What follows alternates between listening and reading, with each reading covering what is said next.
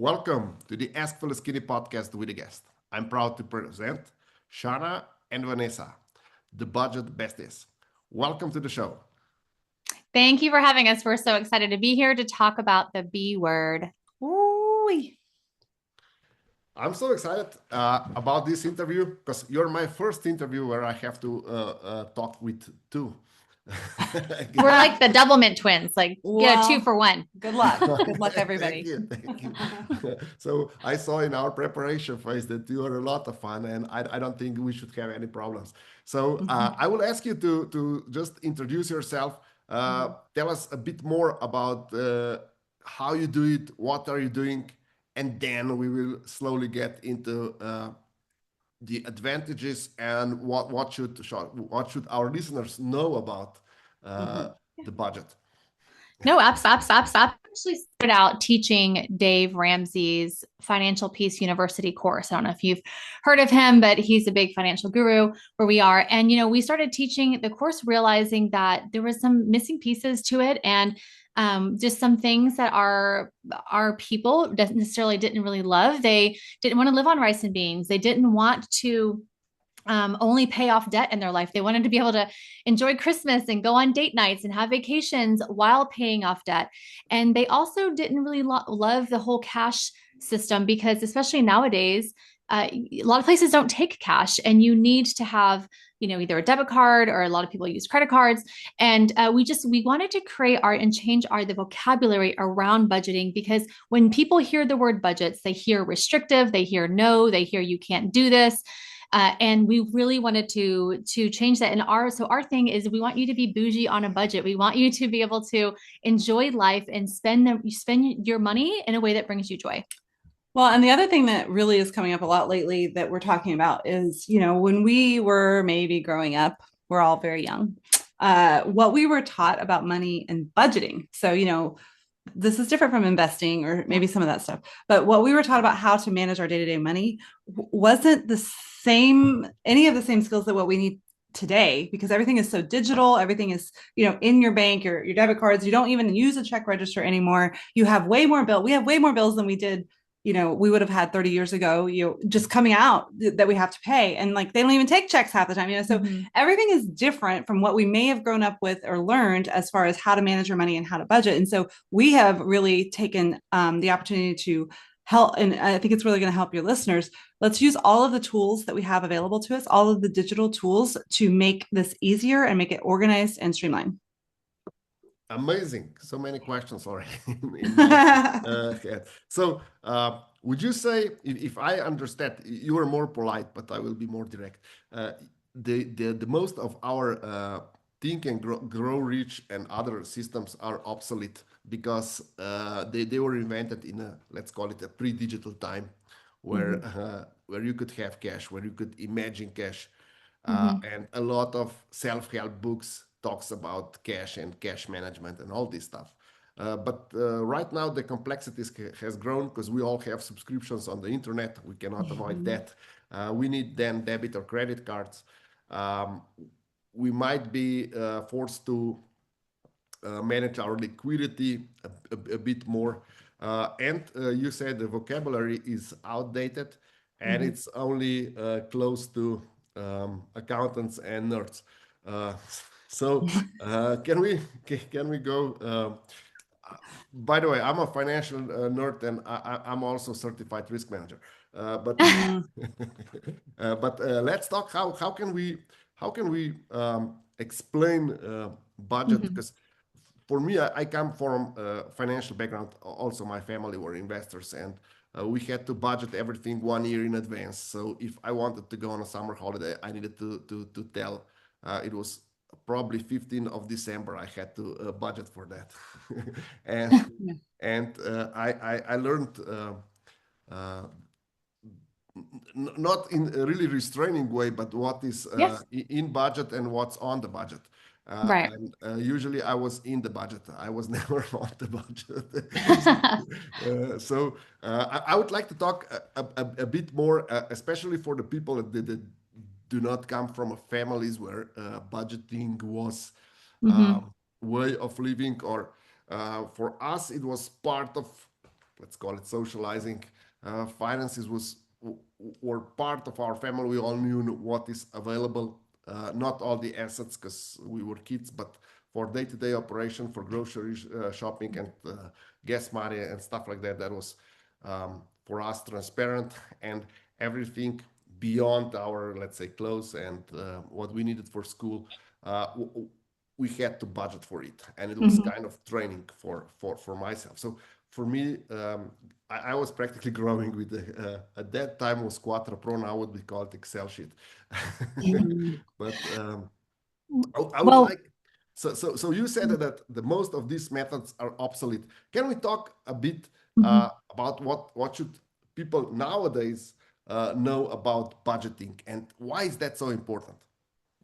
well, I want to go back to a time where you had maybe 5 bills in your budget, right? So when we talk about how things are more complex and how things are more digital, back then, maybe you went to pay your water bill, you went to pay your mortgage at the local bank, right? You had cash in hand. And if you were separating or using the cash envelope system, you had little envelopes with names on them. Maybe it said utilities, maybe it said groceries, it said gas. You were labeling and categorizing your money out and spending it accordingly throughout the month. And, unfortunately, especially since COVID, things just don't happen that way anymore. We have so many more bills. Everything is digital. We have subscriptions out the door on, we cut cable, but then we added 10 different subscriptions. Our kids are involved in all these things that require payments all the time. Our gym memberships, everything is now auto pay or online, paperless billing. And so instead of using that against us or feeling like it's a burden, we can actually, like Shana was saying, using the tools that you have readily available to you to make it easier and more streamlined. Okay, is there any, because there are a lot of budgeting apps available. Would you recommend any? Okay. No, we wouldn't. No, okay. Zero. So look, you said you were a nerd. We're nerds too. Okay. But we're here for the non-nerds. That's what we're trying to break it down for the people that are like, I will do this, but only because you're forcing me to. Okay. And the thing with the apps, when you say that, the reason I say that is everything that is popular about quote unquote budgeting is tracking where you went, what you did, how much you spent after the fact, which is similar, if you remember, to balancing like a check register, right? Or balancing your money afterwards, which again, like Vanessa was saying, that's what an accountant does. Nowadays, you don't need to do that. That is busy work that is first of all, keeping you from doing it because you don't want to do any budgeting. And that's what you think budgeting is. So you don't do it, but we don't need to do any of that anymore. And so that is part of, what we're trying to change the idea here. And, John Maxwell said that a budget is telling your money where to go instead of wondering where it went. And, with your background, really, we need to have a great budget and really know what's happening with our money so that we can be a good investor, so that we can start to do that purposefully on purpose. But if we don't have any idea what's really going on with our money, we can't. And to Vanessa's point, we have tried to make budgeting really simple. And so what we have is, we really teach this 1-page, 5-column budget. And for a lot of people, because of what you guys are talking about, this subscription over here, that investment thing coming out over here, all of this stuff, a lot of times people have never seen what they actually cost in 1 month on one piece of paper. They're kind of guessing, they're kind of maybe, but once we ask them to do that, they have to go chase down all of this different stuff. Maybe this is coming out of PayPal or Venmo, and this one's coming out of a credit card, but this one's coming out of my debit card, or whatever. And so we really want to get it consolidated, make it very simple, put it on 1 page and with the 5 columns, and really make it as simple. And then that will translate eventually to digital to your bank. Yeah. I mean, when we're talking about budgeting apps, you're talking about these systems that were put in place to track everything that you did do. And that is not a budget. That is not creating a budget. Like Shana said, it's not creating a plan. So you're still spending money throughout the month. And then you're saying at the end of the month or after you did it, oh, I shouldn't have done that, or this shouldn't have happened. Or people will tell us that their apps will beep at them. They'll send them notifications and like they're telling them how bad they are at money and like all this stuff because they're not budgeting properly, but they were never budgeting in the first place. They were just tracking everything that they were doing. So, you can put words and numbers on paper and call it a budget. And a lot of people do that. They buy these budget templates and they put these numbers on and they're like, okay, well, what do I do after this? What happens? And so we've really created an entire system for you. We call it a budget system, not just a budget template, for you to be able to take the money that you earn and, like Shana said, distribute it in a 5-column budget, and it works and flows the exact same way that you spend money throughout the month. So your income comes in, that's column 1. Then you pay a debt, that's column 2. You pay a bill, that's column 3, or you spend it discretionally throughout the month on groceries, gas, going out to dinner, different things. That's your spending column, that's column 4. Or you're transferring it to savings, and that's column 5. It's that simple. And that is how you spend money. And we really want to categorize it. And like Shana said, put everything on one paper. When was the last time you looked at how much you're spending in a month on random subscriptions or random bills that are coming out? Some people have no idea, and it's nothing to shame you, but just look at it for once on one piece of paper, know where everything is coming. And so you can make decisions about, are you excited about how you are spending money throughout the month? Okay. Can we talk about baseline? Mm-hmm. So how do you teach people how to make their baseline? For example, my baseline is usually the average of the last year. So for example, if Zoom has cost me $25 per month, I would budget $25 for each month for the Zoom subscription. Mm-hmm. So how would you go about budgeting, and how do you where's this buffer?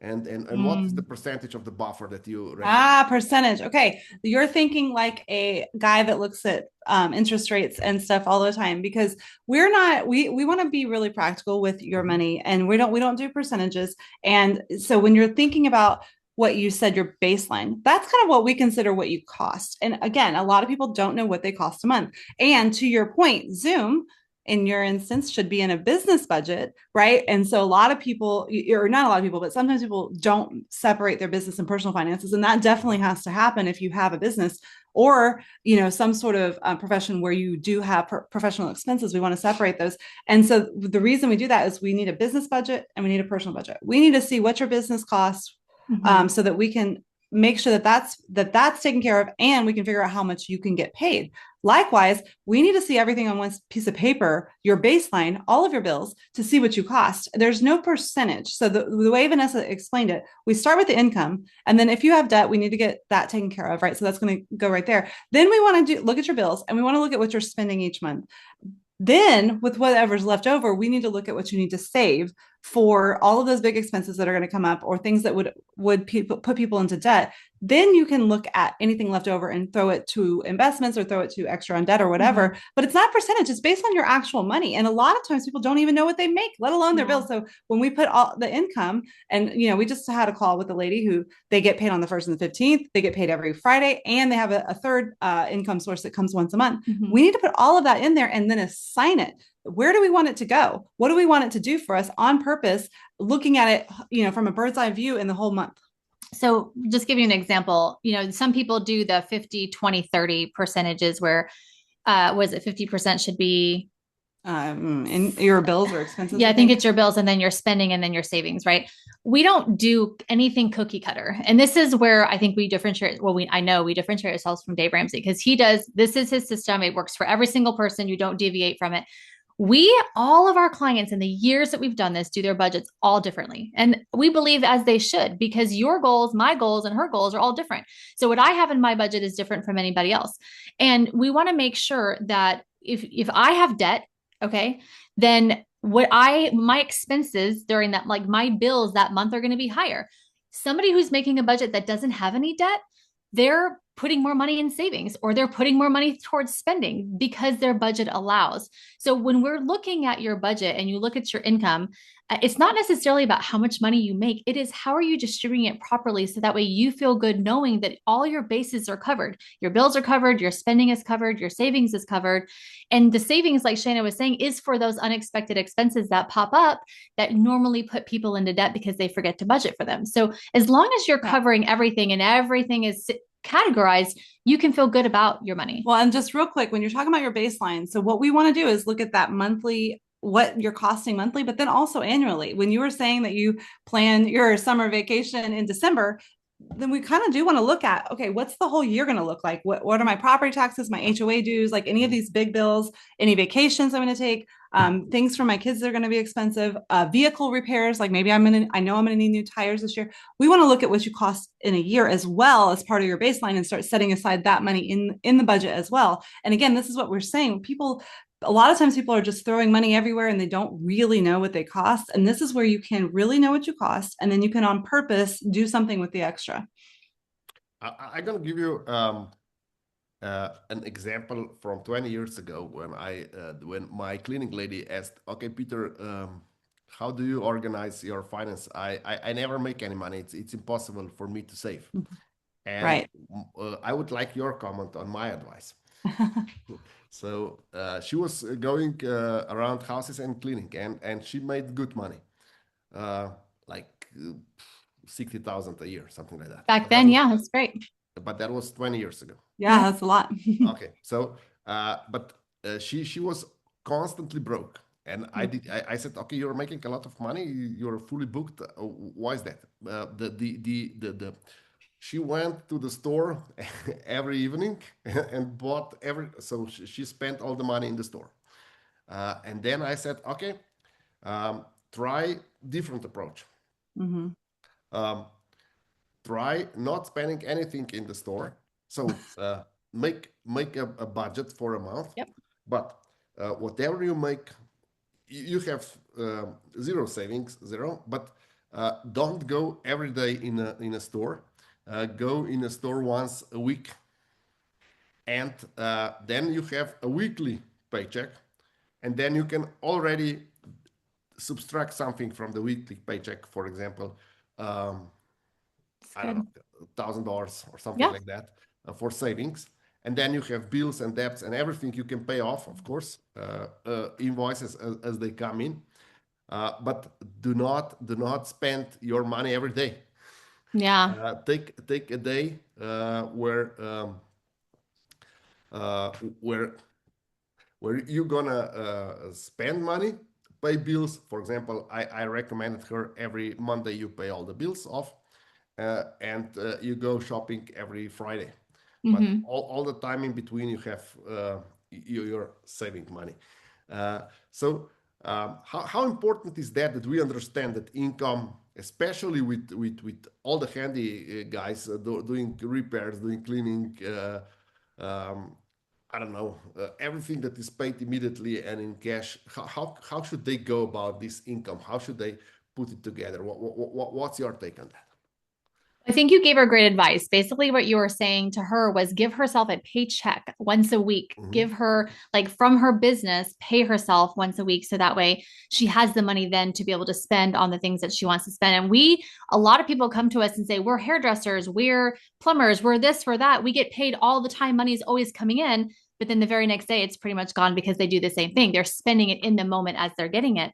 And we try to tell them it doesn't have to be that way. It's your business. You get to decide how often you get paid. So you can set yourself up with a paycheck from your business. So that way you can systemize and organize it. And I really love how you were talking about or asking the question of how can they spend money in their business if they have bills and things like that. We like to have a business spending account. So when you separate your business from your personal, you have a bills account that's paying all your bills, but then you have a separate account that allows you to spend money in your business. And if you say, okay, I'm a mechanic and I know that I spend however much a year on supplies.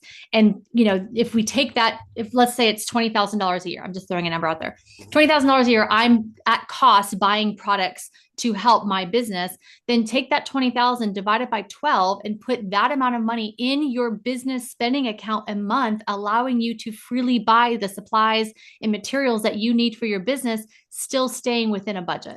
Yeah. So I think that one big thing that we haven't really gotten into that's going to serve your audience the most is when you're talking about taking the overwhelm out. We really want to transfer a lot of the to-do list to your bank, right? And your bank can become your personal assistant doing your budgeting for you.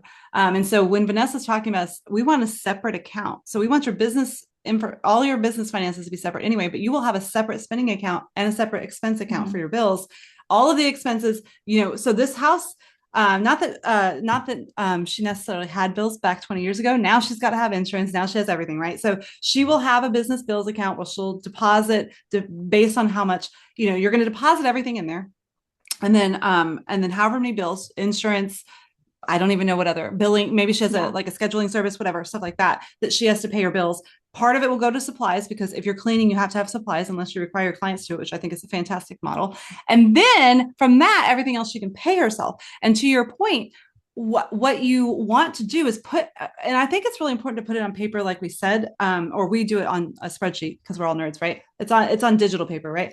But I think you don't realize how much you're spending until you really look at that. We have clients all the time, and I'm sure you do as well. Well, you should have $3,000 left over every month to put towards investments or put towards savings. But where's it going? It's because you're spending it. And your advice, Peter, is wonderful. The less time you're in the store, the less money you spend. Like literally last night I was in Target because I had to get stuff for my daughter's volleyball team. And do you know how fast I got in and out of there? I had to go so fast because I know how easy it is to spend money. And my only goal here is to not spend money right now, except for what I needed. So I was like a beeline. So it just reminded me of that when you said that. But instead, go ahead and set aside some money, like Vanessa said. So her business income would be paying her personal account, and then she would put some money into an account for groceries, some money into an account for personal spending for fun stuff, and the rest of it would really stay in that bills account to pay all of her personal bills, right? And so the bank can do all of that. It can separate the accounts. You can have more than one checking account. It's amazing. Automatic transfers can happen, and really the bank becomes your personal assistant and does all of this work for you, helps you to reach your goals, just like you were trying to help her. Like if it's setting money into my savings, which you can set up to happen automatically, then I know I'm doing it. All I have to do is not go to the store, which I feel like is a win for everybody. Okay. How do you, so I like these accounts and the bank thing. So how do you convince your clients not to spend what they have saved? Because we are a consumer society right now. And how do we get out of the credit card debts, and how do we keep savings untapped and just lower the bills? I won't say lower the expectations, but if we don't have extra liquidity, we shouldn't buy stuff right now. Maybe we should wait for next paycheck. Sounds so common sense. Well, I think it's one of the concepts of you don't have the money to spend on the thing you want, you can't afford it, right? So that means you can't buy it, and you just have to wait. But when Shana's talking about having separate checking accounts to separate your money, again, we're taking the vision and the idea of the cash envelope system digitally. Right. So instead of keeping the cash, you're keeping the cash at your bank in just separate accounts, and you're using a debit card instead of a credit card. And now with that same concept with savings. So in order to save for your future and save for all these expenses that come up throughout the year, like holidays and travel, car maintenance, home repairs, birthday presents, different things like that, you're going to open up multiple savings accounts and with your bank app, you can rename them to whatever you want. You can rename them to "Don't touch this." You can rename it to "This is your daughter's wedding fund," whatever. So, if you label those accounts and you're putting money in there every month, you're usually less likely to pull from them instead of having one account with all this money in it. And you don't know why you're putting money in there, for what reason, when you're going to use it. There's no purpose. You're just piling money in this account, saving for unexpected expenses that may come up. But usually people pull from it throughout the month because they feel like they should be saving. People are telling them they should be saving 20% of their money, but their budget really can't afford for them to do that. Instead, they should be breaking that down even further into multiple accounts that have a purpose, that have a name, that allows you to save like on purpose. Which is, again, like Vanessa said, it's mimicking that having a paper envelope that says going to Disney or going on vacation or whatever. That's what it's doing, but it's digital, and you can set the automatic transfers to happen each time you get paid. Now, the thing that we find is, what you're talking about is like robbing Peter to pay Paul, right? What we find is once people have those spending accounts as well, so a couple checking accounts for gas and groceries or for personal spending, once they have that designated and they know that they have money to spend every payday, they put in a little bit of money in there, and they know like I'm saving for things that matter to me and my bills are getting paid, the inclination to overspend or spend everything or rob from your savings account really dissipates, because you know your numbers, you know that you have money to spend coming and it's getting replenished every payday. It's not maybe, or I don't know when I'm going to be able to spend money again. It's I know. And that piece that you have, knowing that, really just seems to help people stop spending money anyway. The other thing I was going to say, the reason for me that it's easy to run out of Target, yes, last night, is because I know I'm going to vacation like in a month, right? And I'm saving for that. I have a vision and it's something exciting to do with my money other than waste it on consumer things, right? And I think when you do this, what we're asking to sit down and plan your life and have some dreams and see what you want to do with your money. And when you know, oh, I'm not spending all my money at this store because I'm setting it aside for this wonderful vacation or to go Christmas with my family or whatever, that just naturally is going to help you be a better spender, be a better budgeter. When you talk about having to plan your year, like that was perfect, because that's what we tell people all the time. Figure out how much you cost in a year. Anybody can sit there and say, my budget has gas and groceries and monthly bills. Okay, great. What about everything else? What about all the other things that pop up throughout the month and the year that you forget about, that people label as unexpected expenses, but we always know that they come up. They're always there. So if you can sit down and take the 30 minutes to an hour it might take for you to plan out how much you truly cost in categories like travel and gifts and holidays and kids, all of that. If you, and your pets, don't forget them, they're expensive. Look at all that and say, and then take those numbers and put them in your budget. So you're budgeting for them on a monthly basis and always saving for the things that you know you need. Okay, I have to apologize a bit because my dog is has just occupied. Did you hear us talking about him? Yeah, it's a storm outside, and go get him. She's afraid of no, she's already below the desk. So and it's a Caucasian Shepherd, so it's quite big. But we can't hear her, so Zoom is doing a great job. Yeah, but I'm sorry, I have to pet her a bit so that. Yes, you should pet her. Love her so much. And anyway, what is? I would like to have your take. How much is down to the math and accounting? Because what you explained all the systems. How much would you say that the psychology? And you also touch that it's important, for example, spending money, so to have some money that you can spend on yourself, that you don't feel so tight. Like I don't have any life. I'm just working and stuff like that. So how important is psychology? How important is you mentioned that it's important how you tell things, and that the accounting lingo is at least too boring, if not completely inappropriate for most people. But how important is psychology? How important is this? I'll say affirmation concerned with budgeting. How important is how we name the accounts? You mentioned that you can name every saving account differently and stuff like that. How important is that?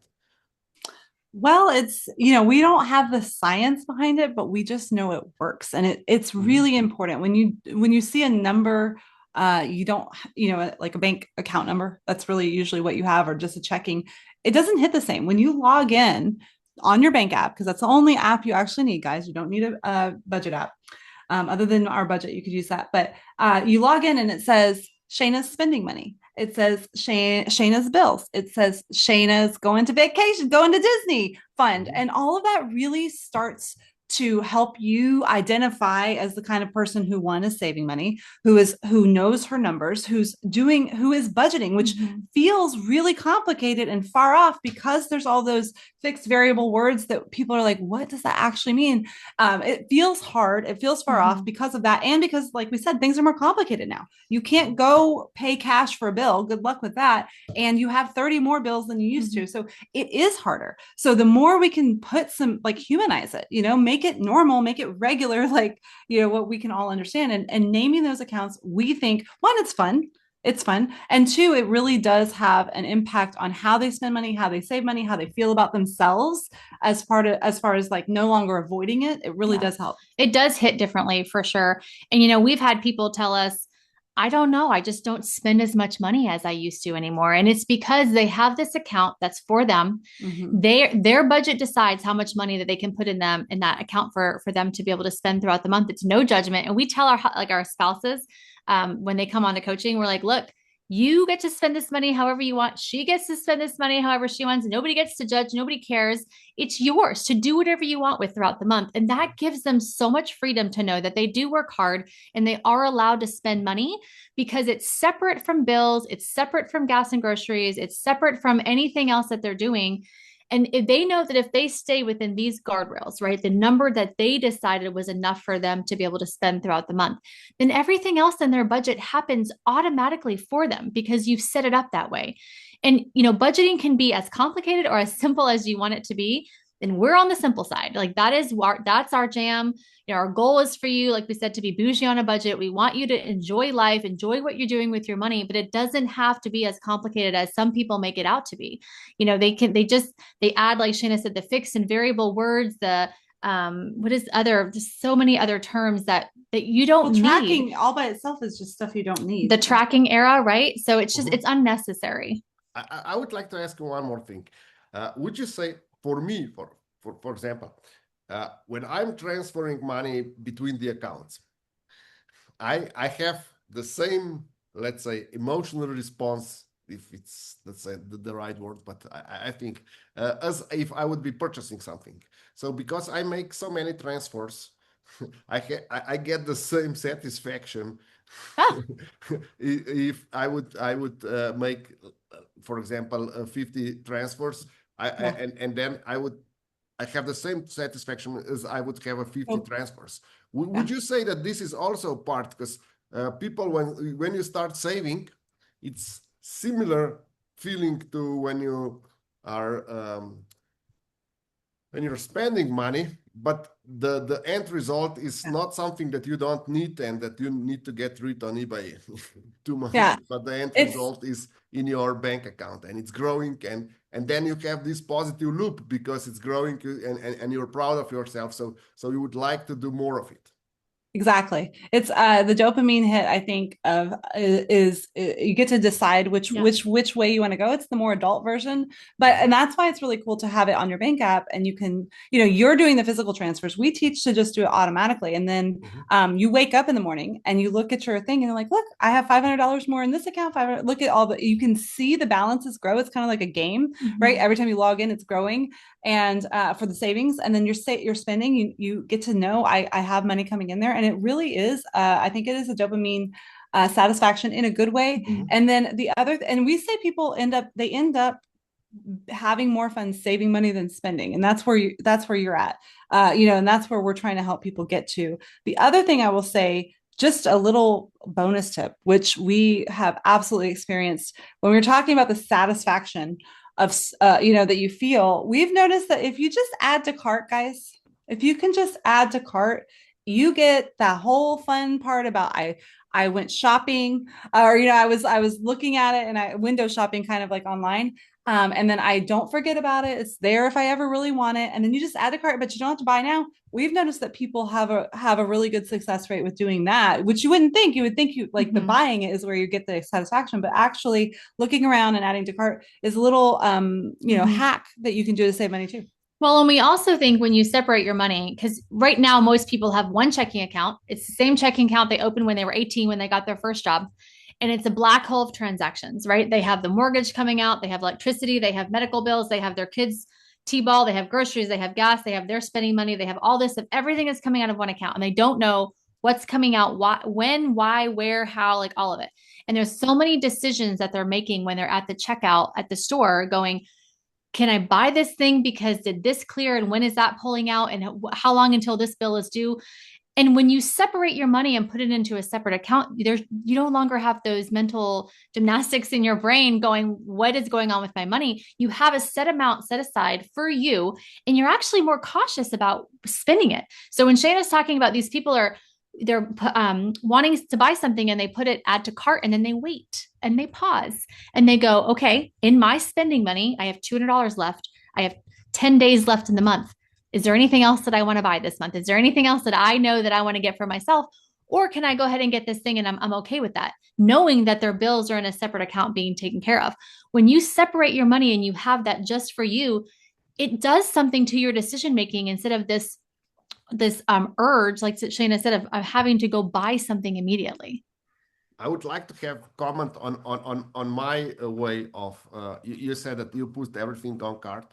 For me, I have, I call it grace period. So whatever costs more than $50, it needs to be at least 1 month in a cart. Or wow, that's then, strict. Yeah. What happens is that I don't purchase 80% of the thing because it's an inspiration today. Right. I watch a video. Okay, I need a new electric bike. Obviously. And I would just go, and I'm all hyped. And then in 3 weeks, I said, okay, my bike is almost new, has like 500 miles on it. I think I'll be fine. Yeah. I might not need that. So I'm trying to postpone everything. And for the bigger purchases, like a new car and stuff, I postpone it for at least 6 months. Yeah. I don't go, it's basically, I see that like 80% of the moment of inspiration purchases are just, they just go away because they don't make any sense in 1 month. And you know, that you're very advanced because everything that you talked about, how you grew up, I think a lot of people don't necessarily have that, didn't have that privilege of really being front and center, witnessing a lot of the budgeting stuff. So I think you're a little advanced. So you know, your listeners, they can go that route too. The other option is at the $50 amount, Peter. If you still want it at the end of the month and there's $50 in your personal spending and you like, because you're setting aside money to spend on purpose, right? That's what we want. We're not saying don't ever spend money. Right. That's not the goal. You work really hard, spend some money if you want. But you know, and this is what I tell my 10-year-old, because she's literally always coming up with ways to spend her money. I was like, look, you have money in your own account. She has her own account. She's 11. Gosh. Anyway, you have money. And look, if you really want that fuzzy slime or whatever the stupid thing that you wanted today, by the end of the month and you still have money, go for it. Yeah. But then do you think she's going to forget about it by the end of the month? Yes, I do think she is. And so we can use that same trick on us as adults. Like, you know, if you have it, but I will say the caveat for us is we're not saying don't ever spend money. Like you can, it's just, you want to really make sure that it's something that you want probably. Okay. So gamification, if I understand, is a huge thing here. And I would like to ask you before we finish, I would like to ask you one more thing. You talked about coaching people. So you have your own system. People can check on it, see the system online. But I do believe that a lot of things is limited if we just read a book about it or see a video about it. So how important is to have budgeting coach to help you, at least in the beginning, to set up things? Because we usually get caught in some thinking patterns, let's call it like that. And we don't understand why we need 4 pillars or 5 pillars that you mentioned, and why we just don't have 3 or something like that. And it usually helps if you have a good coach that explains to you how it works and why it's that important. You know, I will tell you, when I was younger, I was very frugal. I was very cheap. We did a lot of things with the least amount of money possible. And I remember Shana saying, you should be a financial coach. This was years ago before we even started our business. And I was like, what is that? What do they do? And I thought I would never spend money on something like that because I didn't know the value of having a coach in my corner. And I did a lot of stuff with my money, and it got me a lot of gray hairs. It got me a lot less hair because I lost it.